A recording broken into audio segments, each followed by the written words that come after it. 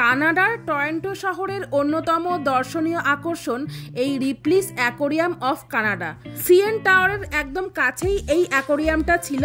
এই অ্যাকোরিয়ামটি কানাডার টরন্টো শহরের খুব জনপ্রিয় একটি অ্যাকোরিয়াম।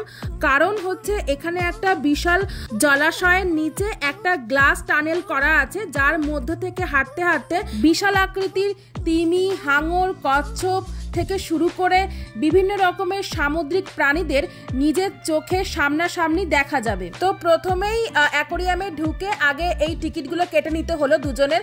আর অ্যাডাল্টদের জন্য এখানে টিকিটের মূল্য হচ্ছে $50 পার হেড, মানে 3000 টাকা। আর টোটাল আমাদের দুজনের লেগেছে মোট $6000 টাকা, মানে $100। প্রথমেই অ্যাকোরিয়ামের গেটের মুখে টিকিট দুটোকে স্ক্যান করিয়ে তারপরে ভেতরে ঢোকার অনুমতি দিল।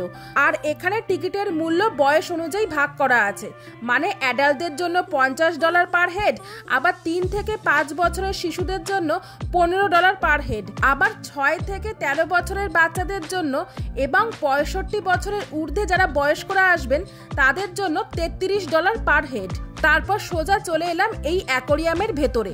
এখন যে বড় জলাশয়টা দেখতে পাচ্ছেন, এই জলাশয়টার নিচে একটা বড় কাচের গ্লাস টানেল করা আছে, যার মধ্যে থেকে হাঁটতে হাঁটতে এই সমস্ত মাছ, তিমি মাছ, হাঙর মাছ, কচ্ছপ আর বিভিন্ন রকমের সামুদ্রিক প্রাণী, এগুলোকে সামনাসামনি আমরা দেখতে পারবো। আর এখানে যা কিছু আছে সব কিছু কিন্তু আর্টিফিশিয়াল, সব কিছুই মানুষের বানানো, কৃত্রিম। তারপর দেখছিলাম যে মানুষের এই হাঁটার জায়গাটায় একটা কাঁচ লাগানো আছে, যার ওপরে দাঁড়িয়ে মনে হচ্ছিল পায়ের নিচ থেকে হাঙর, তিমি, কচ্ছপ এরা সব সাঁতার কেটে চলে যাচ্ছে।